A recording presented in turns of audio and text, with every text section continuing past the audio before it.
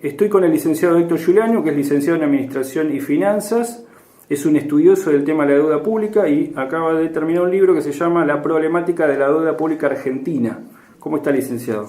¿Qué tal? Bueno, muchas gracias por tu entrevista, Hernán, en lo posible, porque yo no soy licenciado en Economía, soy licenciado en Administración y mi especialización en Finanzas Públicas viene mucho de mi trabajo como asesor en el Congreso. Así que luego ya fui específicamente ahondando el tema de la problemática de la deuda pública argentina y bueno, estoy bastante zambullido, pero los temas desde ya de economía, sobre todo mi enfoque es prevalentemente financiero-fiscal, es el tema, ¿no? Es decir, el aspecto financiero de la hacienda pública, cómo se financia el Estado. Lo primero que quería tocar es las características de la economía argentina, porque nuestra economía tiene su propia dinámica, sus propios, podemos decir, su propia cultura, y nos encontramos con distintas cuestiones. Por ejemplo, las grandes empresas son formadoras de precios, están funcionando como oligopolios, no como verdaderas empresas competitivas que tratan de pelearse por un precio competitivo, sino que pareciera que se ponen de acuerdo. Entre la primera marca y la segunda marca, tercera, hay una diferencia de 1 o 2 pesos. Eso me llama a mí poderosamente la atención. Otro es el alto costo de la vida. Realmente la Argentina es un país caro. El café en Recoleta sale más caro que en París, o sea, y París es la ciudad turística número 1 del mundo, lo cual nos llama la atención. Los sueldos son poderosamente bajos, o sea, son bajos en comparación a un país desarrollado. Sin embargo, como decíamos antes, los precios sí son altos. Además tenemos un tema de la inflación que casi ya está arraigado en nuestra cultura. Otra característica es el sindicalismo, que es fuerte, que se impone, que a veces no se maneja de las maneras más transparentes. Con todo este marco, ¿qué me puede decir, licenciado? ¿Cómo ve usted estas cosas? A ver, lo primero que yo te tengo que decir es una aclaración de concepto importantísima para vos, para los oyentes. La gente confunde economía y finanzas, y son dos cosas diferentes. No solamente dos cosas diferentes, sino son dos lógicas diferentes. Cuando yo pienso en términos económicos, efectivamente pienso en términos de proyectos de inversión, de su rentabilidad, de su mercado. Pienso en términos de producción de bienes y servicios, pienso en términos de comercialización, es decir, pienso en términos de economía física o real. Actividades que busquen un rédito. La economía, lo que se llama economía física o real, la economía que se traduce en forma tangible en bienes o servicios. Yo produzco claro. Auto, producto. Después hablaremos de la estructura de esa economía, pero ¿qué es la economía real? Pero frente a eso existe otro tipo de economía, que es la economía monetaria o directamente las finanzas. Las finanzas per se no producen nada, arbitran. Y la base, la esencia de las finanzas es el arbitraje entre rentabilidad de tipo de cambio y tasa de interés, ¿no? Pero esto que estoy haciendo es una distinción básica, que es decir, primero entendamos que hay dos disciplinas distintas, dos campos distintos, la economía y las finanzas, porque son dos lógicas diferentes y hasta llegado a un caso contrapuestas. Creo que el problema esencial de la economía argentina, varias de cuyas características vos estuviste tirando recién, se empiezan a explicar por esta distorsión que la economía financiera produce sobre la economía real. Ejemplo, lo que estamos viviendo en estos días. Vos subís la tasa de interés, que la sube el Estado. Con la tasa de interés introducís un desequilibrio en toda la economía. Porque entonces, primero, ¿quién va a venir a invertir cuando tiene que colocando en LEVAC que le da el propio Estado un 40%? Es una contradicción. Claro, ¿quién va a meterse en la economía productiva que usted marcaba recién cuando en la especulativa puede obtener ganancia? Es claro, es decir, te das cuenta de en qué medida cómo la economía financiera, que no es economía financiera, es finanza directamente, es decir, manejo, arbitraje de dinero, tipos de cambio, variables que no son tangibles, que son inherentes a los valores. El otro tema es directamente cómo influye el tipo de cambio.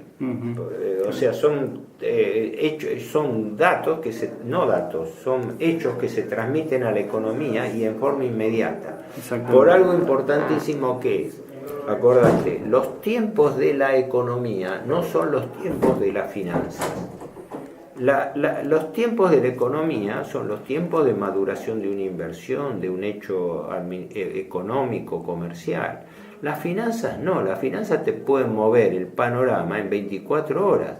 Y la crisis que estamos viviendo ahora, que es una típica crisis financiera originada por la deuda, es decir, por el sobreendeudamiento argentino, es la que está explicando todo, lo estamos viendo, una disparada no controlable del tipo de cambio, un aumento abrupto de tasa de interés.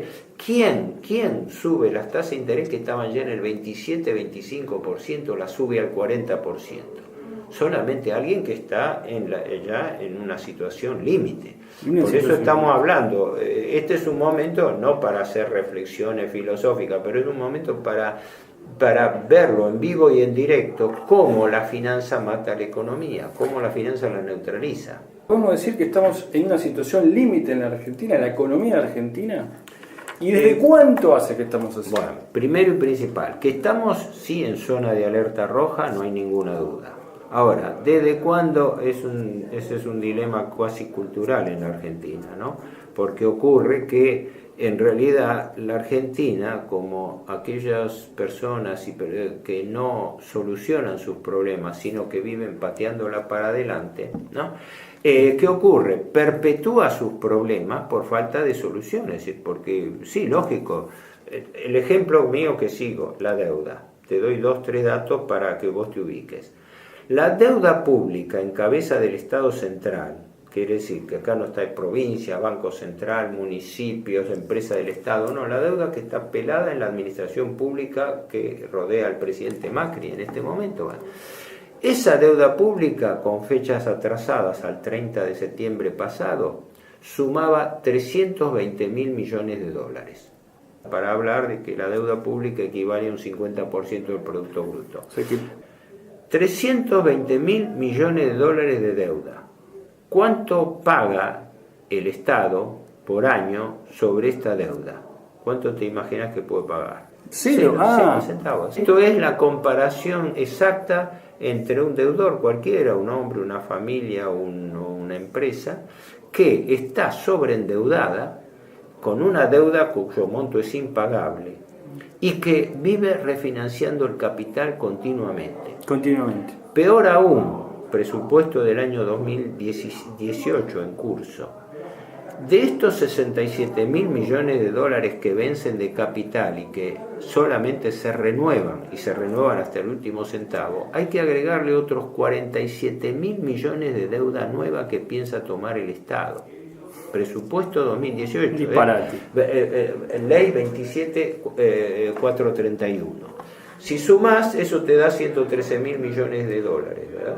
113.000 millones de dólares. 113.000 millones de dólares. O sea que el Estado argentino... 5.5 billones de pesos, la mitad del producto que está ahí, que no se paga un centavo y se sigue tomando deuda. Permanentemente estamos pidiendo crédito. ¿Desde qué año? Este proceso tiene 40 años de duración, porque empieza con el gobierno militar en el año 1976 y luego cambian los regímenes, militar, radical, peronista, kirchnerista, etcétera, pero el crecimiento de la deuda es lineal, vertiginoso, nunca hubo una reducción de deuda. Imagínate que en el momento en que el gobierno militar derroca al gobierno de Isabel Perón, la deuda externa total era de 9.300 millones de dólares, de los cuales solo 5.300 eran deuda externa pública. Y hoy tenemos 320.000 en crecimiento. Más allá de que haya habido una variación del dólar, pero eso te da una pauta del crecimiento astronómico de la deuda. Y por eso lo inmanejable del problema de fondo. O sea, pongamos para que la gente entienda, apta para todo público, comparémoslo con la economía personal. ¿Qué significa alguien que está sobreendeudado, que sigue tomando deuda y no puede pagar un centavo? Ese es el grado de criticidad de la deuda argentina. Una modificación de fondo en su economía personal, en el caso que usted está diciendo. Entonces, si me permitís, agrego, porque la conclusión es esta, porque si no alguien que está escuchando esto dice, pero bueno, entonces, ¿qué ocurre? ¿Cómo estamos sobreendeudadados, pero no pagamos nada? Bueno, perfecto, seguimos así. No. Lo que el capital financiero busca es la rentabilidad a través de la tasa de interés, que sigue subiendo y el monto. Entonces, siempre hago esta comparación de fondo, el desarrollo es mío, que la deuda no es un hecho aislado, la deuda es un sistema, y que se mueve con una lógica de usura. Y la usura entendida no solamente como una posición abusiva del acreedor sobre el deudor, sino por algo mucho más profundo y mucho más perverso. Lo que el acreedor usurero realmente quiere no es que el deudor le pueda pagar la deuda, sino al revés, que no se la pueda pagar nunca, porque vive de los intereses. Y el sistema financiero internacional está concebido en esos términos. Por eso digo, para tener en cuenta que lo que sube en forma astronómica es la cuenta de intereses. Sí. Por eso la Argentina este año no paga un centavo de capital, pero tiene que pagar 21.000 millones de dólares de intereses. Estamos solamente pagando intereses. Ahora, se me ocurre esta pregunta. La situación de la Argentina la estamos analizando. ¿Otros países de Latinoamérica tienen mecánicas parecidas de deuda permanente o están más acomodadas? Pues no puedo dejar de imaginarme hacer esta pregunta a alguien que ha estudiado. Sí, mira, yo no he profundizado el caso particular de cada uno de los países, pero como regla general, la regla es la misma para todo el mundo. Y tenés una prueba paradigmática. El país más poderoso de la Tierra, que es los Estados Unidos, es el que está más endeudado. Es el que más. Un país que debe 16 trillones de dólares, más que su Producto Bruto, y es la primera potencia del mundo. ¿Y a quién le debe? Bueno, en principio le debe a su Banco Central, que es el sistema de la Reserva Federal, que a diferencia de lo que se puede imaginar, no es un banco del Estado, sino es un grupo de 13 bancos privados que le prestan. Así que luego, gran parte de las tenencias de títulos y de reserva están en manos de países como China y Japón. Sí. El principal acreedor como Estado de los Estados Unidos es China, y el segundo es Japón. Entonces, todo el mundo está sujeto a esto que es la clave del sistema financiero internacional. En el caso de Brasil, pero no es la misma proporción ni gravedad. En el caso de Brasil, nuestro socio más importante del Mercosur, la situación es parecida. Hay un déficit constante año a año. Bueno, en el caso de Brasil es gravísimo, para que vos te des cuenta. Si la Argentina paga 21.000 millones de dólares de intereses al año, Brasil, creo que del anteaño 2014, pagó 77.000 millones de dólares de intereses. Tiene una deuda que es el doble que la Argentina. Países con economía financiera más prolija, en cambio, son Chile. Chile es un país que está moderadamente endeudado, pero hay que aclarar que Chile tiene una economía mucho más integrada al sistema internacional que la Argentina. Chile es miembro de los países del Pacífico que están dentro de la hegemonía directa del dólar y consecuentemente tiene también un tratamiento más favorable que lo que tienen los países que estamos fuera de ese ámbito. Eso no quiere decir que Chile esté fuera del sistema de deuda. Al revés, está mucho más penetrado porque Chile, por ejemplo, tiene una economía menos integrada que la Argentina. En economía se diferencia una economía integrada cuando los sectores económicos están más vinculados entre sí. A mí me tocó haber viajado a Chile, estar charlando con gente que conocía allí, que ellos se sorprendían en esa época del costo de los automóviles, diciendo, pero ¿cómo ustedes pagan? Yo en ese momento tenía un Senda Diesel, ¿no?, que salía unos 16.000 dólares. Y todavía un amigo chileno me dijo, pero por eso pagó esa cosa.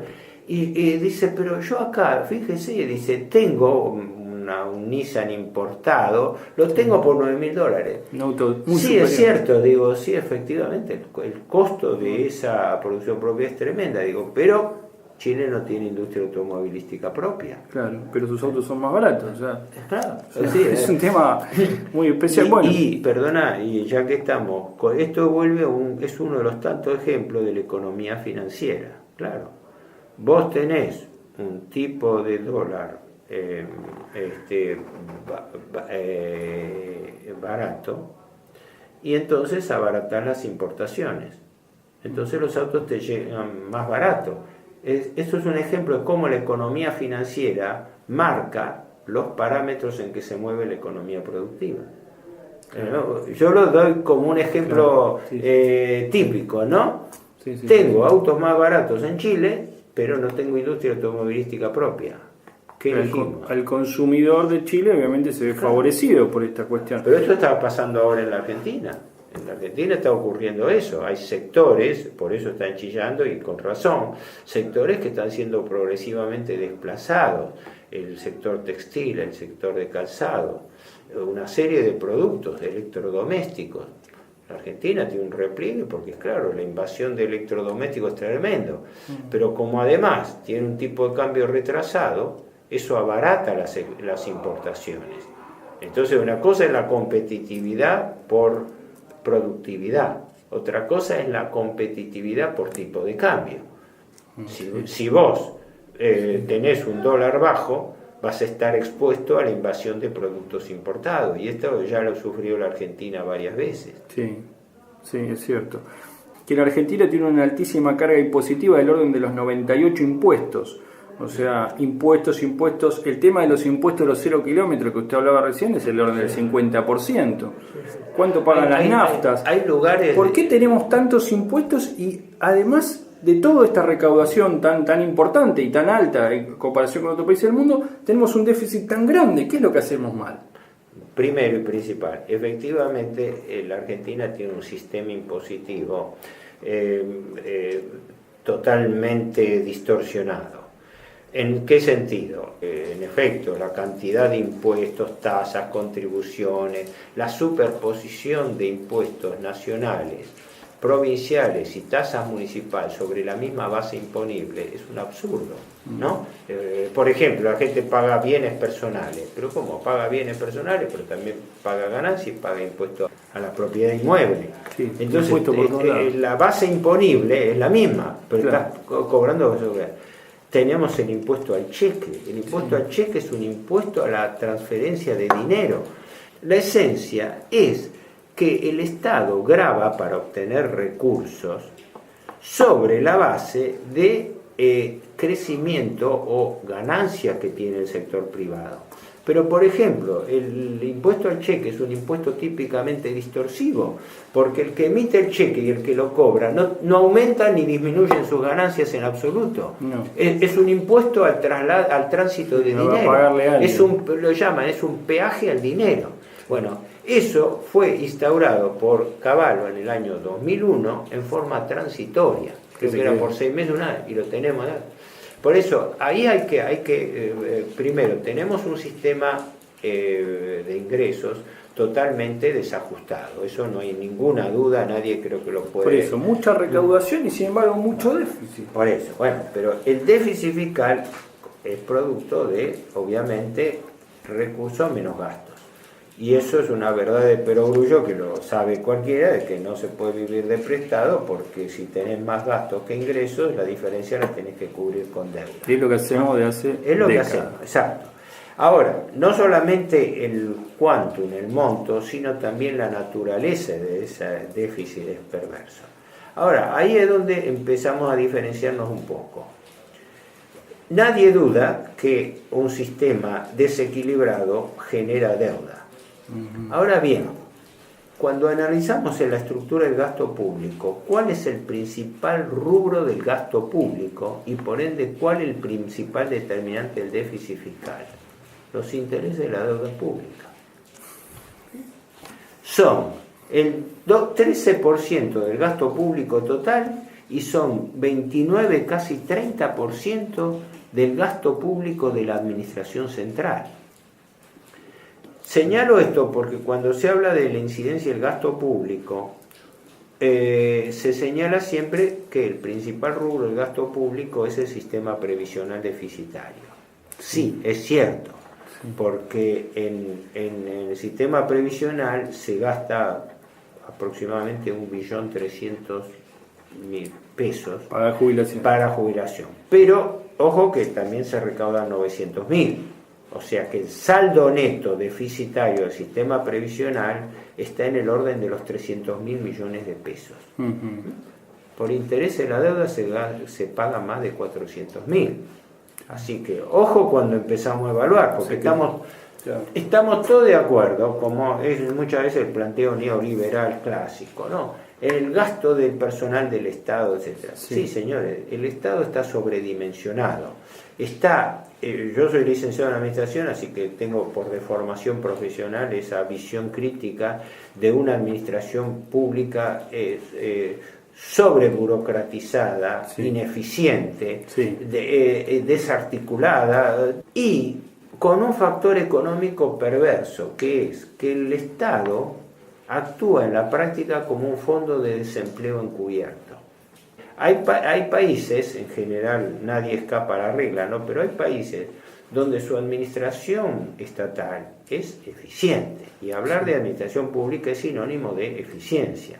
Una vez ponía el ejemplo de Francia, y que es también un país que muy burocratizado en ese sentido. Entonces, el problema no es solamente del quantum del gasto, sino también de la estructura. Si vos tenés un Estado que en gran medida actúa como fondo de desocupación encubierto, ya está desequilibrando la cosa. De todas maneras, en cuanto a su magnitud, ojo con todo el mundo que cacarea con respecto al alto gasto público y soslaya decir que el primer rubro del gasto público es los intereses de la deuda. Entonces ahí es donde empieza a develarse cómo la economía financiera, cómo la finanza está estrangulando al Estado con un perfecto círculo vicioso. Yo tengo gasto público, cuyo principal componente son los intereses de la deuda, porque del capital ni me puedo acordar. Se va. Ese gasto público determina un déficit fiscal que está en aumento. El déficit fiscal para este año está previsto en 680.000 millones de pesos. Gran parte de lo recaudado se va a pagar. 2/3 partes de ese déficit son intereses de la deuda. Ahora, ¿qué pasa? Ese déficit se cubre ¿con qué? Con más endeudamiento. Al subir el stock de deuda, sube el pago de intereses y consecuentemente sube el déficit fiscal. Datos del año 2017. El promedio de aumento del gasto público general fue del 21%. En cambio, el aumento de gastos de interés de la deuda fue el 70%. O sea, 2 veces y media, el ritmo de aumento de los intereses es superior al ritmo de aumento del gasto público en general. Esto es importante tenerlo en cuenta porque la gente después vive distorsionada la realidad financiera. Sí, por supuesto. Igual creo que nos fuimos un poco de tus preguntas iniciales sobre inflación y todo, pero se si suma, tiene en cuenta la incidencia de la economía pública sobre el contexto general, no. Justamente porque el punteado que todos podemos decir en la calle es la multitud de empleados públicos, los subsidios a los servicios, altos sueldos en la administración.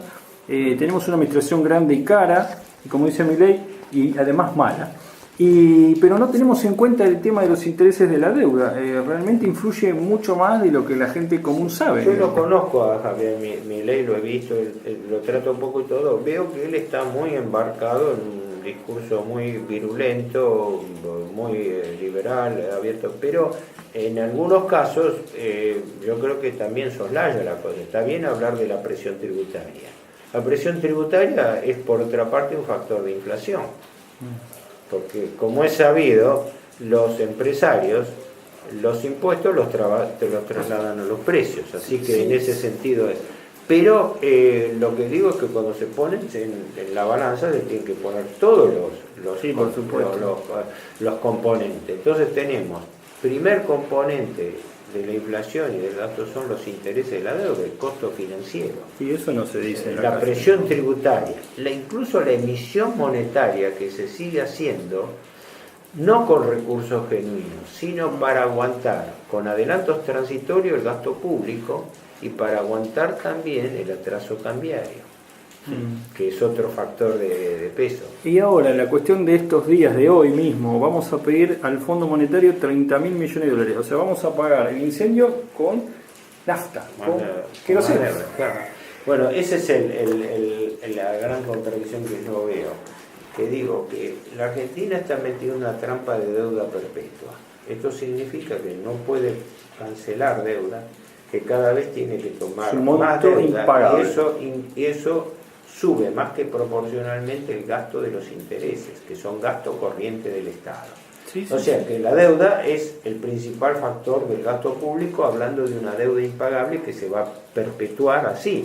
El gobierno lo está demostrando, está colocando deuda a 100 años. Colocar la deuda de 100 años es un despropósito. Yo opino, la verdad que opino lo mismo, el gobierno lo anuncia como algo positivo, pero a pesar de esa deuda de 100 años, tenemos que salir a pedir más dinero en poquísimo tiempo. Y estrangulados con la deuda de cortísimo plazo del Banco Central, que es, yo siempre digo, es la otra cara de la moneda del endeudamiento argentino. Y una cuestión que yo tenía en cuenta, o yo la quería plantear con usted, pero veo que no es tan importante, el tema de la coparticipación federal. Estos dineros que el Estado Nacional destina a las provincias para que manejen sus propias administraciones, parece que no tiene una relevancia en los grandes números. Sí, bueno, ¿cómo sería? Primero, va de suyo que la coparticipación es un derivado directo del sistema de finanzas públicas. ¿Por qué? Porque la mitad de la recaudación por ley tendría que ser el 51% de la recaudación, se distribuye a las provincias de acuerdo a un coeficiente de participación que está establecido por una vieja ley, la 23.438 creo que era, ¿no? 348, que es la que establece el sistema básico de coparticipación. Quizás para no complicarlo a los oyentes, lo simplifico al máximo. De toda la recaudación que existe en el país, prácticamente toda la recaudación va al Estado Nacional, y el Estado Nacional después la redistribuye entre las provincias, que es lo que se llama coparticipación, es decir, recauda el Estado y luego prorratea la mitad de esa recaudación aproximadamente entre las provincias de acuerdo a un coeficiente de participación que fue fijado en función de la población, de determinadas necesidades. Ese sistema está funcionando. Pero el problema de la coparticipación es la manipulación política de esa coparticipación, porque las provincias, por un lado, reciben recursos fiscales tradicionales. Por ejemplo, la mitad del IVA se divide entre el gobierno nacional recursos propios de recaudación. Pero ¿eso qué hace? Que las provincias, la mayoría de las provincias, descansan en esos fondos federales que recauda el Estado y no en sus recursos propios. ¿No? Hay provincias extremas, Formosa, creo que Santiago del Estero, Jujuy, que su recaudación propia por impuestos inmobiliarios, ingresos brutos y otros más, no llega al 10% de los ingresos. O sea, el 90% de los ingresos viene del fondo del Estado. Con el agravante que no solamente se trata de fondos que tienen que ser girados por obligación legal, sino por lo que son asignaciones especiales.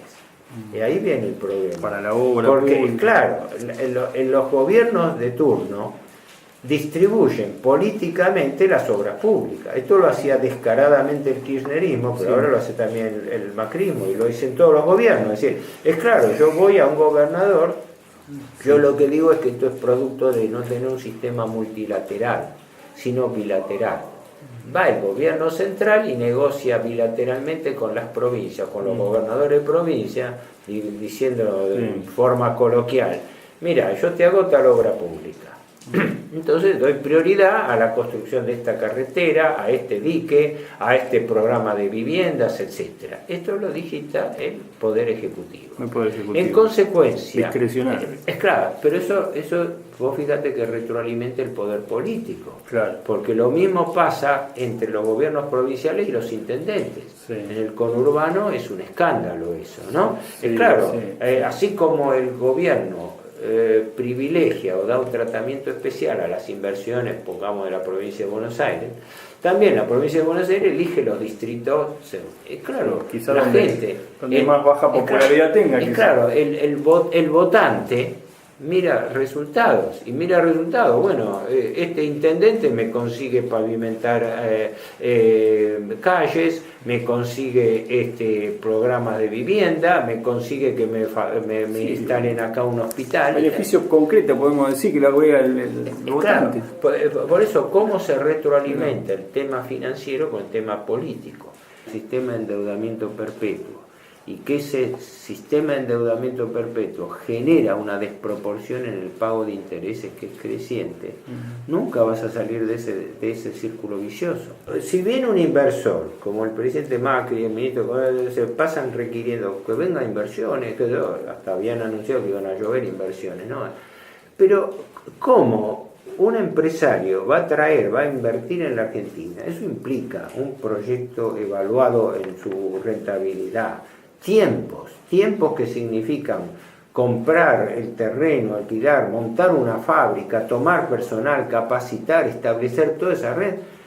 Y hablar con el sindicalismo acorde. Con el sindicalismo y todo, con todas las restricciones que hay en la Argentina, cuando el propio gobierno le da posibilidad de que entra hoy con esa misma plata, la coloca en LEVAC, le rinde el 40% y se puede ir sin moverse, sin hablar con la carga impositiva que tiene que haber, con el sindicalismo, con los permisos de habilitaciones, contrataciones, capacitaciones e infinita cantidad de cosas. Bueno, ahí estamos viendo, estamos proyectando fantasía, podemos decir. Sí. Bueno, el caso de la Argentina es para mi juicio, ¿no?, un caso patético de descoordinación total.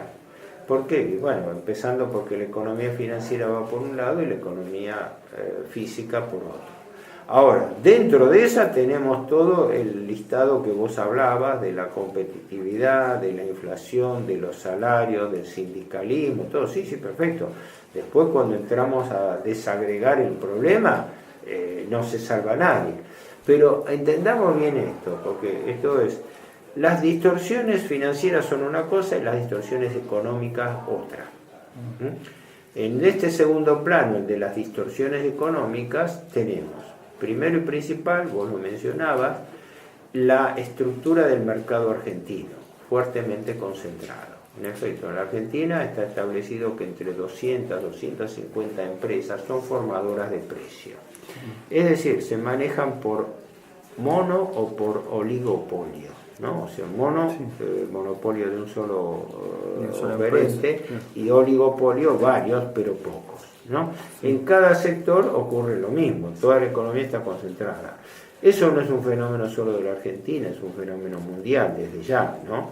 Pero en la Argentina está más descontrolado desde el punto de vista de que la discrecionalidad de esas componentes es mucho más impietosa. Y además es caro, pagamos un alto coste de vida con sueldos relativamente bajos. Claro. Después, la inflación que cumple la función de ir carcomiendo el poder adquisitivo de los salarios. Claro. Entonces, ¿qué ocurre? Ahí hay toda una cadena. Al haber más inflación, caen los salarios reales. Con eso cae el consumo. Sí. Con el consumo cae la actividad económica. Sí. Y con el caso se produce recesión y se produce desempleo, lo cual aumenta la pobreza. Por eso se le está diciendo al gobierno en este momento, haber aumentado las tasas de interés es introducir un factor recesivo impietoso, porque los tiempos de la finanza se transmiten inmediatamente a la economía. Entonces estamos en un... ¿Y cómo se sale, señor Julián? Hablar de la salida llevaría más tiempo que estamos hablando de diagnóstico. Pero alguna cuestión para señalar. Yo señalo lo siguiente, siempre hago el mismo resumen. Primero, el rey está desnudo y hay que decirlo. Si no blanqueamos la situación, es decir, si no... Eso es lo que no hace el gobierno. No se dice la gravedad de la situación y se le vende, me parece a mí, fantasía. Y sí, el gobierno está vendiendo expectativas porque no puede mostrar resultados. No puede bajar el déficit fiscal, no puede bajar la deuda, no puede bajar la inflación. Y bueno, no puede bajar los déficits gemelos, fiscal y de balanza de pago. Escúchame, el déficit de la cuenta corriente de la balanza de pago fue 14.500 millones de dólares en el año 2016 y se duplicó al 2017, 30.400.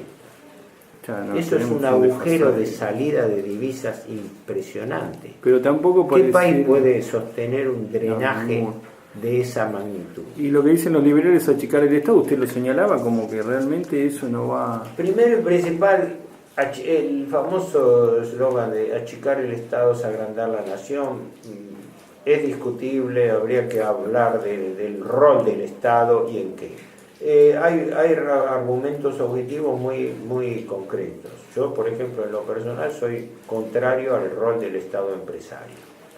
El Estado está para planificar, regular y controlar, no para operar. Si metemos al Estado empresario, ya estamos embarrando las cosas, ¿no? Eso es un punto, por ejemplo, que el planteo liberal ortodoxo tiene muy claro, que yo comparto también. Pero otros casos no, como este caso extremo de que la economía monetaria sí tomen deuda sin capacidad de repago, porque total, la deuda se refinancia pagando intereses. Cosa que para mí es un principio financiero inaceptable, porque va contra toda racionalidad. Nadie razonaría así en su propia vida, ni nadie en su propia empresa. Es decir, sí, me endeudo, en total, mientras aguante los intereses, lo hago. Ahora, yendo a la encrucijada en que se encuentra ahora el gobierno, creo que en este momento yo analizo hechos, no analizo conjeturas de lo que puede ocurrir.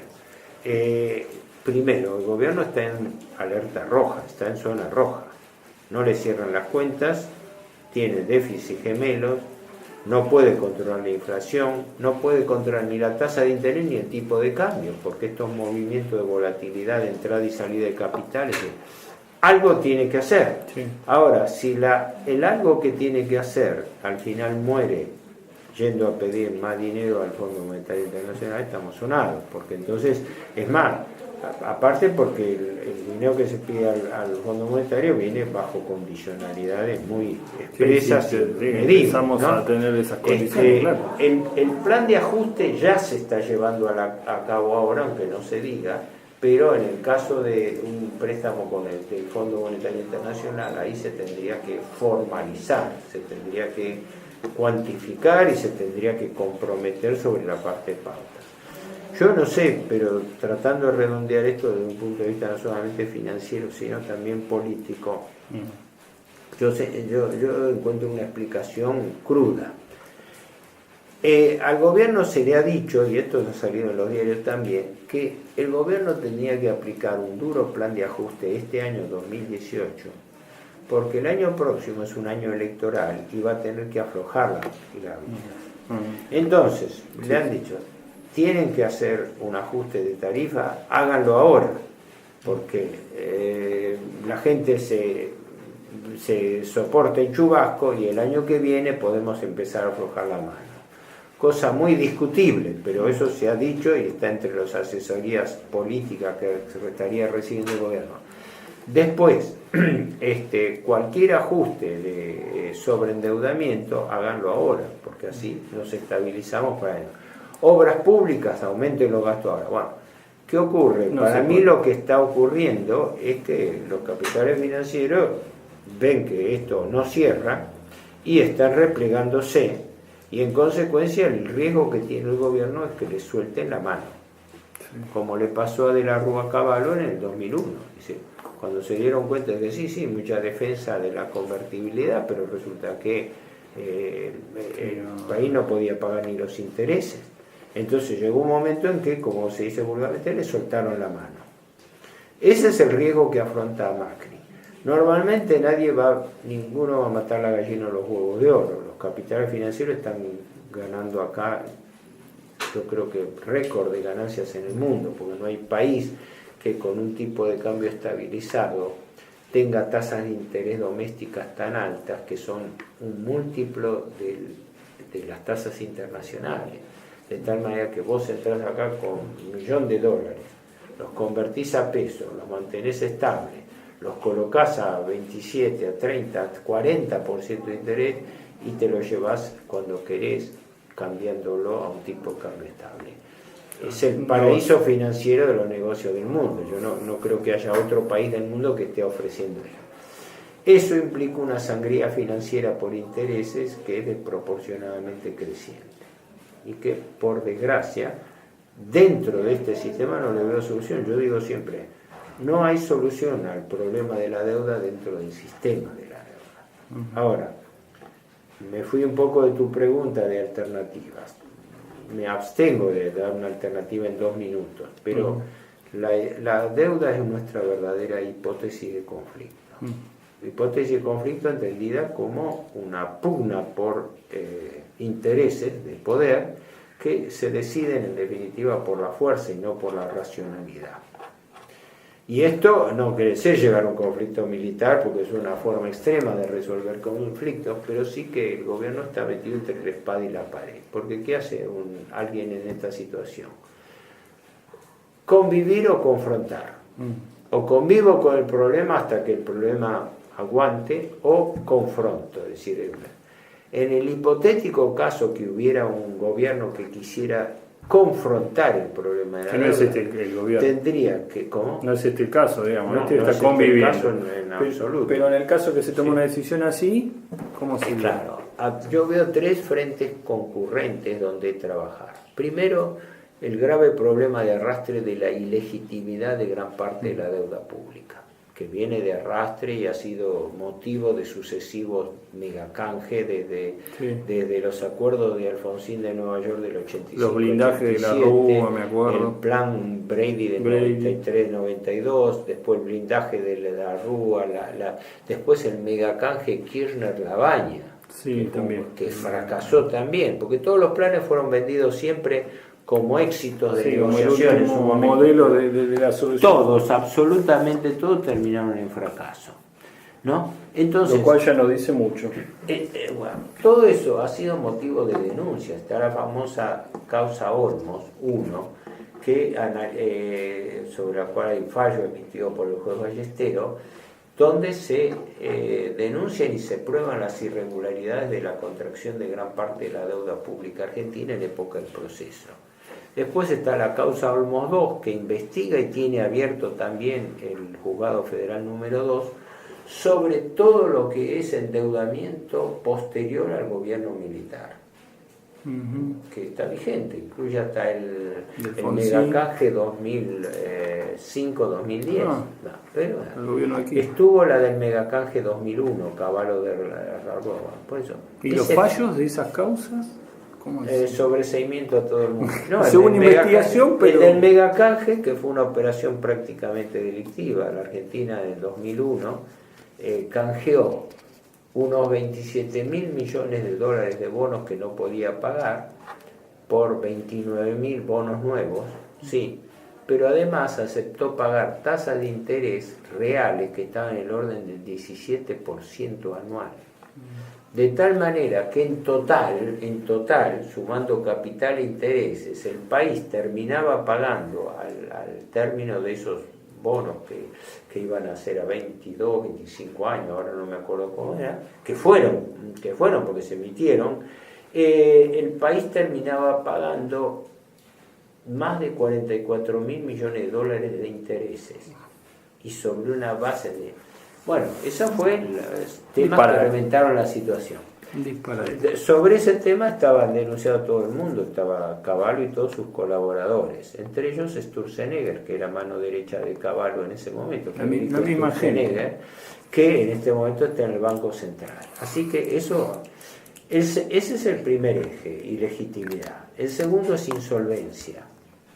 Se resume esto: el rey está desnudo, alguien tiene que decirlo y alguien tiene que aclarar si el país tiene solvencia o no. No es el fin del mundo eso significa barajar y dar de nuevo. Eso significa que el país tiene que ir a una renegociación de su deuda y atenerse a un plan de cumplimiento que abarque el cumplimiento de la deuda realmente constatada legítima. ¿Por cortes nacionales? Bueno, en principio sí, lógico. Bueno, la complejidad jurídica de eso es mayúscula, porque ahora la Argentina está terriblemente comprometida por la doctrina de los actos propios. porque ningún país objetó ni repudió la deuda, pese a las causales que podían existir sobre las irregularidades. ¿Y eso que usted señalaba implicaría un default o no es necesario? Sí, de hecho implicaría un default, pero el default, la palabra default significa incumplimiento. Sí. Y estrictamente hablando no es una mala palabra, es el equivalente de cesación de pagos para convocatoria de acreedores. O sea, no quedaríamos... barajar y dar de nuevo. No quedaríamos con crédito internacional cero, digamos. Sí, desde ya, pero de todas maneras, ¿qué es preferible? ¿Quedarse sin crédito internacional o tenerlo? Porque si estamos aumentando la deuda sin capacidad de pago, lo primero es contener, es decir, la deuda que se toma no nos ayuda, nos empeora la situación. Es como el eterno tema de decir, vivir de prestado, pagándole a un acreedor con dinero de un familiar, un amigo que le estamos prestando, pero el amigo o el familiar tiene que a su vez endeudarse o tiene que manejarse aguantando su situación. Es arruinar, es expandir el daño que está produciendo el endeudamiento. Y el tercero es el tema de las responsabilidades, es decir, vivimos en un país donde hay delito y no hay delincuentes, es decir, estas cosas son irregularidades manifiestas, ¿no? Sí. Es decir, o vamos a poner un caso concreto. El ministro Caputo emite deuda a 100 años. Sí. El presupuesto de la Nación no preveía colocar deuda a 100 años. Da en la planilla de operaciones de crédito público, da operaciones cortas que se pueden controlar hasta 3-5 años y da operaciones para obras públicas, pero en ningún lugar dice que el país puede alegremente, porque ¿qué significa que un ministro hoy tome deuda a pagar dentro de 100 años? Dentro de 100 años no sabemos ni si existe la Argentina, aparte que no está ninguno de nosotros, ¿no? Pero de todas maneras, esa triada que yo llamo ilegitimidad, insolvencia y responsabilidades frente a delitos e irregularidades serían el punto de partida para tratar de replantear los términos de negociación. Es el inicio, sería el más burdo inicio, el primer paso de los pasos a dar, y no van a ser fáciles, pero de estos problemas cuya gravedad es altísima, no se sale sin dificultades. Y esto, una última pregunta, esta cuestión que usted plantea, ¿de ninguna manera significa que la Argentina se cierre al mundo, a sus exportaciones y a sus actividades económicas internacionales? No, podrían sí, según las circunstancias, venir represalias económicas, pero el cerrar o no al mundo es también muchas veces una especie de imagen, porque la Argentina es proveedora de materias primas alimenticias a gran parte del mundo. Hay países que porque lo necesitan y porque les convienen nuestros precios están dispuestos a seguirles comprando, como China y otros países. Es decir, no. Ahora, si ahí empiezan a pesar presiones políticas para sabotear a la Argentina, para boicotearla, ya es otra cosa. Pero técnicamente hablando no tendría que resentirse. Además, el país, yo soy contrario a hablar de repudio de deuda, porque eso parece un discurso de barricada. No, yo estoy hablando de blanquear una situación de hecho. Argentina es un país que está en virtual default, punto. No puede pagar. ¿Por qué no puede pagar? Porque desde el capital hasta parte de los intereses los paga con nueva deuda. Sí, entonces, chao, puedo enmascarar esa situación. Sí. Y sí, yo te pago a vos una deuda porque le pido prestado a mi hermano, a mis hijos, no sé, a cualquiera. Pero esa gente queda descalzada. Y en el conjunto de la economía nacional, la deuda actúa como una succión de fondos. Y entonces prácticamente es agravar la deuda. Por eso yo digo que si la amenaza es cortar el flujo de deuda, no sé si nos hace bien o nos hace mal. Ahora, el riesgo después de manejar una base monetaria sin reservas y sin deuda, sí, va a ser grave. Pero todas esas cosas, todas entran ya en un plano conjetural. Lo primero es que la gente se alerte sobre lo que está pasando. Y después sobre estos posibles ejes de alternativa que no son, sí, desde ya son sumamente heterodoxos en el mundo, pero que a mi juicio tendrían que ser intentados. Muy bien, muchas gracias, licenciado.